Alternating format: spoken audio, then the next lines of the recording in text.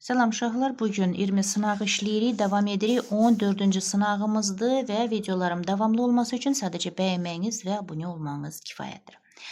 Uşaqlar, dinləməmiz var, gəlin dinləyək, amma həmişə deyirəm ki, yəni burada indi birinci dinləyirik, sonra işləyirik suallarım. Amma imtahanda əlbəttə ki, dinləmədən əvvəl suallarla tanış olun. Ondan sonra tam asan olar sizə. Çünki dinləyib sonra yazmaq biraz çətindir. Özü də bu xarici dil olaraq lap sizə çətin olar. Ona görə də nə etməliyik? Birinci, əlbəttə ki, suallarla tanış olun. Ondan sonra əsas şeylər nələr verilibsə suallarda onları həmin yadda saxlayasınız. Çünki mətni işləyəndə mətn gözümüzün qabağındadır. Biz məsələn bir dəfə başa düşmədiksə, məsələn 10 dəfə də oxuya bilərik, tapa bilərik məsələn cavabları. Amma dinləmədə məsələn 2 dəfə səhv eləmirəmsə icazə verilir də, yəni qulaq asmağa ondan sonra. Ona görə də dinləməyə keçməmişdən ən birinci suallarla tanış olun. Məsələn, deyir ki, 1-ci və 6-cı suala qədər də, məsələn, dinləməyə aiddirsə, 6-cı suala qədər baxın, söhbət nədən gedir, nə istəyirlər bizə, onda tam sizə aydın olar. Gəlin, indi başlayaq.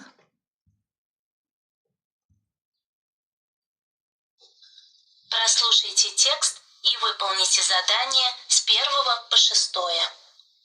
Рядом с нашим домом открылся новый супермаркет. Это большое и красивое здание.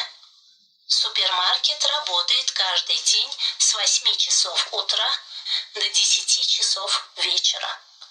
Здесь всегда много покупателей. Супермаркет имеет несколько отделов. В молочном отделе продают молоко, сметану, сливки, яйца, масло, творог и сыр. Куры и свежее мясо всегда имеются в продаже в мясном отделе. В других отделах продают рис, макароны, муку, сахар, соль, чай, кофе и какао. Чтобы купить минеральную воду, лимонад, соки и другие напитки, не надо искать их по всему супермаркету. Все они стоят на специально отведенных для них полках. Специальный отдел есть также для овощей и фруктов. В нем есть полки для картофеля, свеклы, капусты, зелени, огурцов, помидоров, яблок, апельсинов, бананов, дынь и арбузов. В кондитерском отделе можно купить карамель, шоколадные конфеты, печенье, халву и рахат-лукум. Каждый отдел супермаркета предназначен для определенных продуктов. Это очень удобно и экономит время покупателей. Tak, deməli, qulaq asdıq. İndi də mən tərcümə edim, görək söhbət burada nədən gedir. Deməli, deyir ki, evinizin yanında yeni bir supermarket açılıb. Bu, böyük və gözəl bir binadır. Supermarket hər gün səhər saat deməli 8-dən axşam saat 10-a qədər işləyir. Orada həmişə çoxlu alıcı olur. Supermarketdə bir neçə şöbə var. Süd məhsulları şöbəsində süd, xama, qaymaq, yumurta, yağ, kəsmik və pendir satılır. Toyuq və təzə ət həmişə ət şöbəsində satışda olur. Digər şöbələrdə düyü, makaron, un, şəkər, duz, çay, qəhvə və deməli kakao satılır. Mineral su, limonad şirələri, məsələn, və başqa içkilər almaq üçün bütün supermarketdə axtarmağa ehtiyac yoxdur. Onların hamısı xüsusi ayrılmış rəflərdə yerləşdirir. Tərəvəz və meyvələr üçün də xüsusi şöbə var. Orada kartof, çoğundur, kələm göyərti, xiyar, pomidor, alma, portağal, banan, qoğun və qarpız üçün rəflər var. Şirnət şöbəsində də karamel, şokolad, konfetlər, peçenya, xalva və rahat lokum almaq olar. Supermarketin hər şöbəsi müəyyən məhsul üçün nəzərdə tutulub. Bu çox rahatdır və alıcıların vaxtına qənaət edir. İndi bizim sualımızdır. Yani, определить основную мысль текста. Əsas ideya, söhbət burada nədən gedir uşaqlar? Əlbəttə ki, biz indi məsələn oxuduq və belə deyək də, ümumi olaraq başa düşdük ki, supermarketdə alış-veriş etmək həmin vaxtda qənaət edir və çünki hər şöbədə özünə məxsus bir məhsullar var. Düzdürmü? Ona görə də əsas ideya ondan ibarətdirsə, əlbəttə ki, покупка продуктов в супермаркете экономит время, так как в каждом отделе имеется определенные продукты desə, əsas ideya bu da A variantında götürə bilərik. Məsələn, çünki ikincidə yazılıb ki, супермаркет работает ежедневно с 8 часов утра до 10 вечера. Yəni, bu əsas ideya ola bilməz axı, deyir, supermarket hər gün səhər saat 8-dən 10-a qədər işləyir. Bu var mətndə, düzdür, amma bu ümumi bir şey deyil də. Муку, рис, макароны, соль, çay, kakao, кофе, сахар можно купить в суперmarkete. Məsələn, deyir ki, un, düyü, makaron, düz, məsələn, şəkər, onu almaq olar. Bilirik də, başqa şeyləri də almaq olar. Ona görə də bu da ola bilməz. В супермаркете специальный отдел предназначен для кондитерских изделий. Məsələn, şirniyyat məhsulları üçün xüsusi bir şöbə var. Bəli, orada bundan başqa başqa şöbələr də var. Yəni bu da ümumi deyil, yəni əsas deyil. Различные напитки не нужно искать по всему суперmarket. Yəni müxtəlif içkilər supermarketdə axtarmaq lazım deyil. Bu da ümumi deyil. A variantı bəli, əsas ideya burdadır. Yəni bunun içində bunlar hamısı cəmləşir. Всё. Так, 2-də определите неверное утверждение, yəni mətnimizə uyğun deyil. В супермаркете продаются картофель, свекла, капуста, зелень. Bəli. Так. Для фруктов и овощей в магазине отведен специальный отдел. Bəli, meyvə tərəvəz üçün xüsusi bir şöbə var, düzdür. В супермаркете иногда бывает много покупателей. Bəzən deyir, supermarketdə çoxlu müştəri olur. Bəzən deyəndə, yəni həmişə olur da. Ona görə də burada уже biz C variantını seçə bilərik burada. Новый суперmarket находится рядом с нашим домом. Bizim yeni evimizin yanında yerləşir. Bəli, в суперmarkете есть несколько отделов. Bir neçə şöbə var. Bəli, bu da düzdür. Deməli C variantı. Определите верный ответ на вопрос. Почему в супермаркете удобно покупать продукты? Deyir ki, supermarketdə ərzaq almaq niyə rahatdır? Əlbəttə ki, biz də bilirik ki, çünki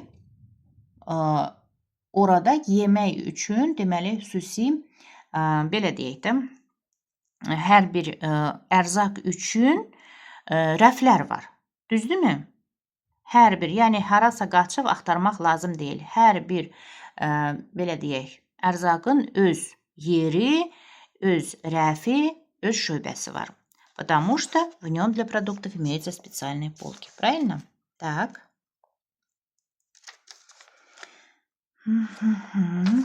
Так, дальше. 4. Дополните предложение словами из текста. Сметану, сливки, молоко, яйца, масло, tvorог и sır. Deməli, deyir ki, xama, qaymaq, süd, yumurta, da kərə yağı, kəsmik və pendir. Nə yaza bilərik? Əlbəttə ki, onlar harda satılır? Süd şöbəsində, düzdürmü? Ona görə də продается в молочном отделе. Так, сыр продают. Так, продают в молочном отделе. Молочном отделе. Молочном отделе. Дальше. Напишите ответ на вопрос, где в суперmarkete стоят напитки. Deyir ki, içkilər supermarketdə harda yerləşir? Əlbəttə ki, xüsusi özlərin rəfləri. На специально отведенных для них полках. Да? На специально отведенных для них, так, для них полках. Напишите одно прилагательное из текста, которое характеризует слово вода. Вода – минеральная вода. Так. Минеральная вода. Bu şekilde. Минеральная вода. Дальше. В скольких словах количество звуков и букв не совпадает? Deyir ki, hansı sözlərdə həmi səs, həmi hərif, yəni uyğun deyil. Tak, onu ayrıca yazdım mən burada. Vaxt aparmasın. Məsələn, aerodrom 8 və 8, tülen 6 və 5, pятница sözündə eynidir, yanvarda eynidir, polyotda eynidir, yubiley 6 və 7, помещение 9, 10, iyulda da eynidir. Deməli, 1, 2 və 3 söz burada yəni uyğun deyil də, yəni eyni deyil. Ona görə də biz burada уже C variantı onu da seçirik. Так. Дальше. 8'de. Со словом простой, sade deyiriksə. Так, простой. Hansı sözlər deyir ki, uyğun gəlir? Məsələn, простой ответ, sadə bir cavab, sadə dizayn, простой dizayn, sadə bir gənc. Düzdürmü? Bunlar üçü də gəlir. Укажите слова с положительным значением. Mənfi, müsbət məna bildirən sözləri seçməliyik biz. Положительный deyiriksə, müsbət. Так, müsbət. Deməli, так, gəlin baxaq. Прекрасный, остроумный. Yəni, gözəl, hazır cavab. Какое слово объяснено неверно? Burada da izahı düzgün verilməyən sözü seçməliyik. Знаменитый, пользующий большой известностью, məşhur, человечный, insani da, məsələn, отзывчив, гуманный, безграничный, не имеющий видимых границ, sərhədsiz də bil deyirik ki.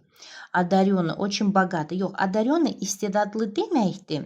Amma burada varlı deyə yazılıbdır. Ona görə də bu düzgün verim. Бодрый, полный сил и энергии. Так, 11'de определите антоним слова спрашивать. Спрашивать. Soruşmaq və cavab vermək. Düzdürmü? Onda отвечать olacaq. Так. Дальше. Там göstərildim. Укажите синоним слова известный. Синоним известный, məşhurdur, əlbəttə ki, знаменитый. D варианты.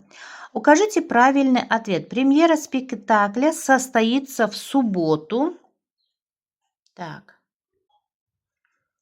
Deməli, biz bilirik ki, tarixə yəni aid olsa dataları da, yəni число, месяц deyəndə biz родительный падежdə işlədirik.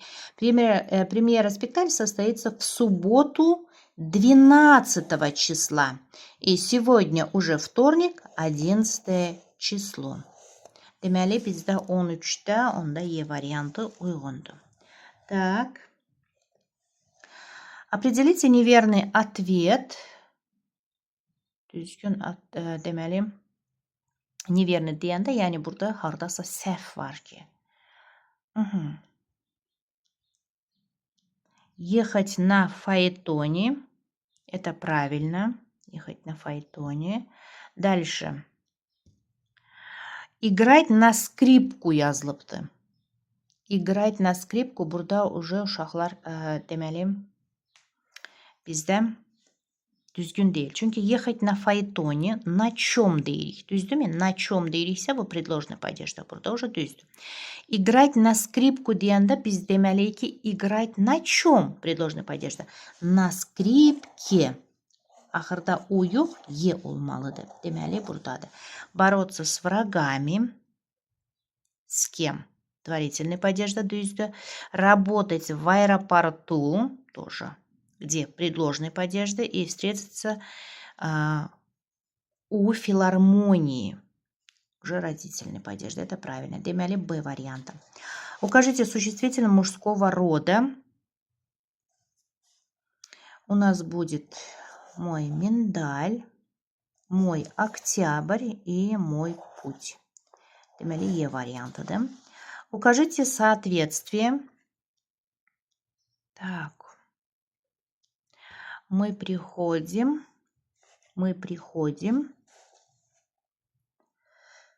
Так. Мы приходим с занятий. Burada с olacaq. Мы приходим с занятий в 3 часа. Так. Откуда? С занятий. Да? Burada уже родительный падеж da olacak da belə deyək.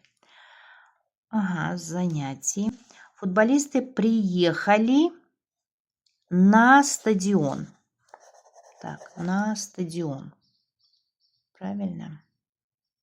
Угу. На стадион уже здесь предлог на, винительный куда? На стадион. В субботу мы с братом поедем. Поедем. Куда? Винительный падеж да в Щаки. Они подъехали к вокзалу. Дательный падеж да. К vokzalı 4 часа. Deməli, bizdə onda düz variant gəlin baxaq. Так. A variantı uyğundur da. Bir də özünüz də baxarsınız uşaqlar. Так. Deməli, S, на, В və K oldu. 17'de. Определите правильный ответ. Люди изобретают новые приборы, сделать свою жизнь удобнее. Deməli, insanlar həyatları asanlaşdırmaq üçün yeni cihazlar ixtira edirlər. Yəni, məqsəd bildirir burada. Üçün. Deməli, biz чтобы deyə deməli, seçməliyik burada. Чтобы. Люди изобретают новые приборы, сделать свою жизнь удобнее. На работе мы проводим много времени. Она должна приносить нам радость. Deyir ki, işdə çox vaxt keçirik. O bizə sevinç. Buna görə də o bizə sevinç gətirməlidir. Burada da nəticə bildirir də, belə deyək. Ona görə də biz уже burada deməli поэтому yaza bilərik. На работе мы проводим много времени, поэтому она должна приносить нам радость. Ona görə də o bizə sevinç gətirməlidir. Düzdürmü? Так. Поэтому здесь мы будем уже писать поэтому. И мои друзья из социальной сети пригласили меня поехать с ним туда. Туда. Tуда. Они сами поедут на каникулы. Yəni sosial şəbəkədə dostlar məni tətilə özləri gedəcəkləri yerə. Yəni sosial şəbəkədə dostlar məni tətilə hara özləri gedəcəkləri yerə getməyə dəvət edirlər. Yəni burada istiqamətdə kuda. Deməli olacaq kuda. Мои друзья из социальной сети пригласили меня поехать с ними туда, куда они сами поедут на каникулах. Deməli, onda 17'də D variantıdır. Дальше 18'də. Чтение развивает интеллектуальные способности человека. Burada уже tamamlamalıyıq. Yəni, belə deyək, məntiqlə.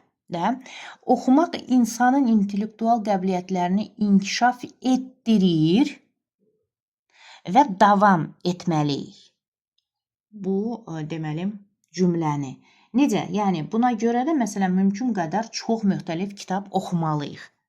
Поэтому нам нужно читать как можно больше разных книг.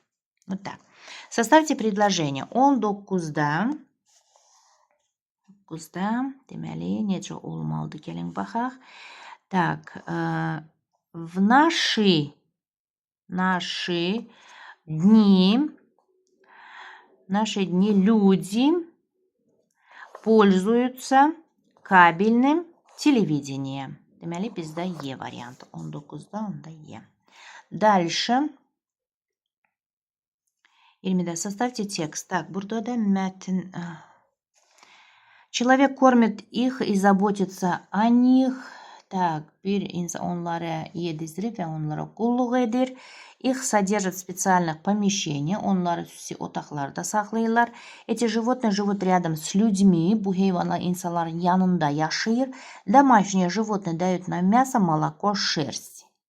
Ev heyvanları bizə ət, süd, yun verir. İndi bu mətin necə olmalıdır? Gəlin baxaq.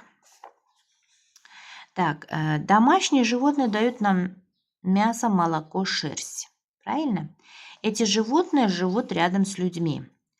Человек кормит их и заботится о них. Их содержат в специальных помещениях. Deməli, onda 20'də uyğun olan E variantıdır.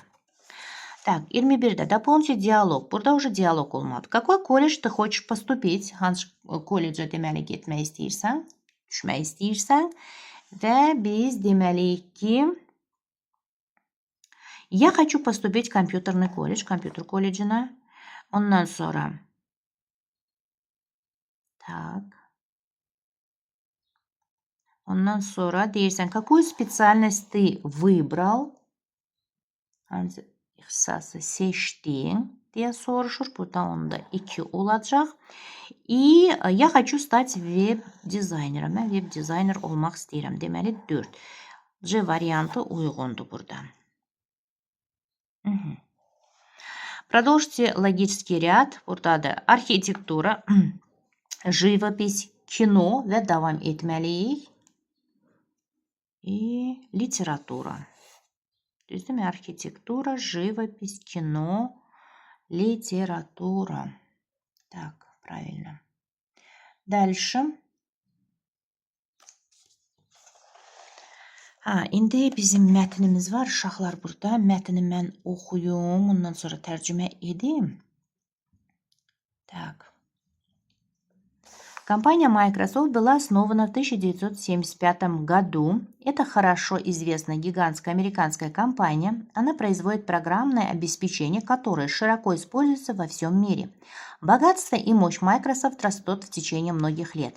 На рынке программного обеспечения для персональных компьютеров Microsoft является самой быстро растущей компанией. Deməli, Microsoft şirkəti 75-ci ildə təsis edilib. Bu tanınmış nəhəng Amerika şirkətidir. Deməli, o bütün dünyada geniş istifadə olunan proqram təminatı istehsal edir. Microsoft'un sərvəti və gücü uzun illər ərzində artmaqdadır. Fərdi kompüterlər üçün proqram təminatı bazarında Microsoft ən sürətli böyüyən bir şirkətdir. Так, дальше. Microsoft разработала MS-DOS, первую операционную систему для персональных компьютеров, которая позволяет компьютеру понимать команды и выполнять их. Затем компания выпустила Windows. Днем рождения Windows считается 20 ноября 1985 года. Именно в этот день вышла первая версия от Microsoft Windows. Сегодня Windows самая популярная операционная система в miri. Deməli, Microsoft MS-DOS-u fərdi kompüterlər üçün kompüterə əmrləri başa düşməyə və onları yerinə yetirməyə imkan verən ilk əməliyyat sistemini hazırladı. Daha sonra şirkət Windows-u buraxdı. Windows-nun da doğum günü 20 noyabr 85-ci il hesab olunur. Məhz bu gün Microsoft Windows 1.0 əməliyyat sisteminin ilk versiyası çıxardıb. Bugün Windows dünyada ən məşhur əməliyyat sistemidir. Дальше. Со временем компания Microsoft стала крупнейшим в мире разработчиком программного обеспечения хорошо известных офисных программ. Это Microsoft Excel, электронные таблицы, Microsoft Word, текстовый редактор и Outlook Express, электронная почта. Эта компания контролирует более 80% рынка программного обеспечения персональных компьютеров. Она выпускает сотни видов программного обеспечения для различного рода вычислительной техники, персональных компьютеров, игровых приставок, мобильных телефонов. В ней работают десятки тысяч сотрудников. Крупнейшими акционерами Microsoft являются известные финансовые институты, различные фонды. Многие из акционеров компании стали миллионерами. Основатели Microsoft Bill Gates и Paul Allen milyarderami. Deməli, zaman keçdikcə Microsoft şirkəti tanınmış ofis proqramlarının dünyanın ən böyük tərtibatçısına çevrildi. Bundan Microsoft Excel, elektron cədvəllər, məsələn Word, mətn redaktor, Outlook Express, elektron poçtdur. Bu şirkət fərdi kompüterlər üçün proqram təminatı bazarının 80%-dən çoxunu nəzarətdə saxlayır. O müxtəlif növ hesablama texnikası, fərdi kompüterlər, oyun, mobil telefonları üçün yüzlərlə proqram təminatı buraxır. Şirkətdə 10 minlərlə işçi çalışır. Microsoft'un ən böyük səhmdarları tanınmış maliyyə institutları, müxtəlif fondlardır. Şirkətin səhmdarlarının çoxu milyonçudur. Microsoft'un təsisçiləri Bill Gates və Paul Allen isə milyardçı olublar. Belə. Və indi gəlin deməli bizim 23-cü sualımız belədir. Əsas ideya, söhbət burada nədən gedir, uşaqlar? Baxın, deməli biz bilirik ki, Microsoft bütün dünyada məşhur olan bir proqramdan danışdıq da, yəni böyük bir Amerikada nəhəng bir şirkətdir, düzdürmü? Microsoft гигантская американская компания, которая производит популярное во всем мире программное обеспечение. Deməli, əsas ideya bizdə budur. Дальше.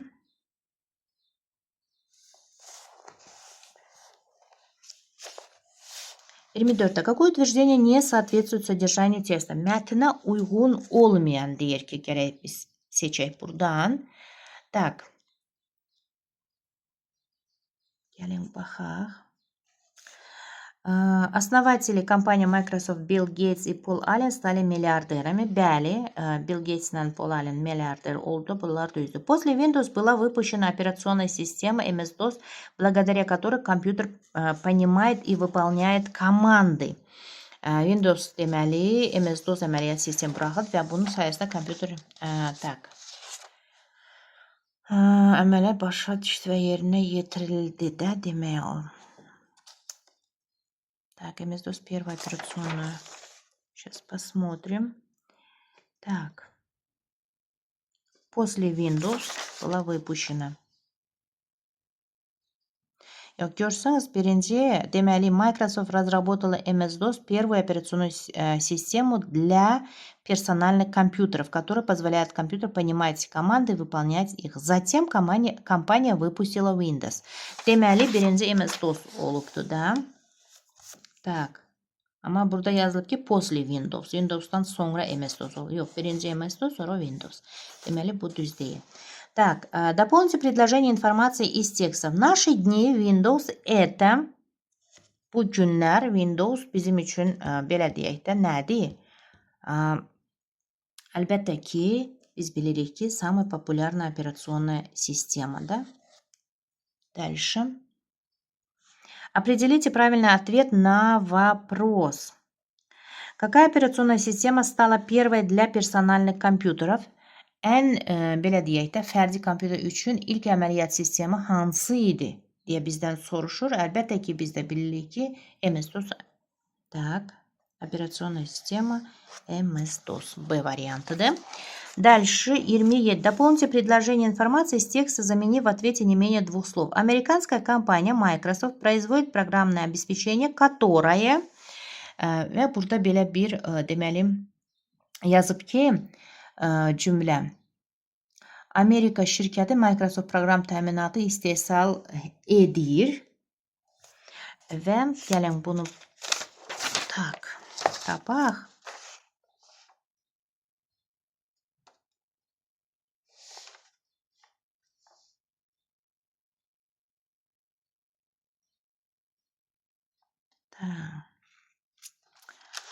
Deməli biz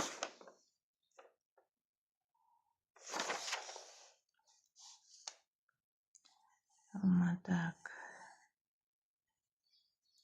Windows самая популярная операционная система в мире, dünyada, да, которая используется.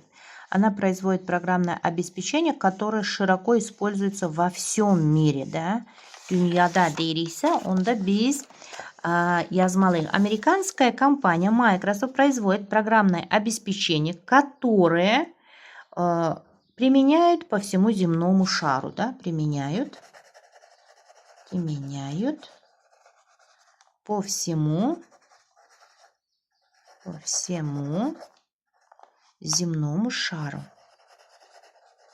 Çünki biz burada уже bir iki söz deməli, heç olmasa iki sözü dəyişməliyik.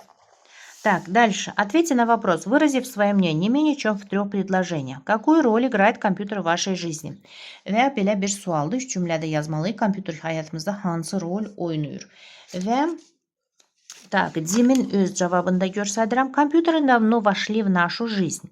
Я часто пользуюсь компьютером, когда ищу нужную информацию. Также я играю в компьютерные игры, смотрю фильмы. Bu Dimin və ideya olaraq da başqa bir deyək. Bu şəkildə də yazdım. Компьютер помогает мне быстро находить нужную информацию для учебы. С ним я могу легко общаться с друзьями и смотреть видео.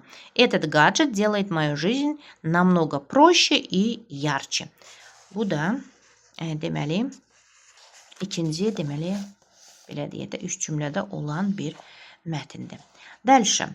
Вы пишите из 3-го абзаца текста слово, которое означает «человек, который работает вместе с другими, выполняет с nimi одно дело». Deməli, belə bir söz var burada. Başqaları ilə birlikdə işləyən şəxs onlarla eyni şeyi edir. Kimdir? Сейчас 3 abzatsdan deyir tapın. Сотрудник sözüdür. Сотрудник, əməkdaş da belə. Сотрудник. Сотрудник.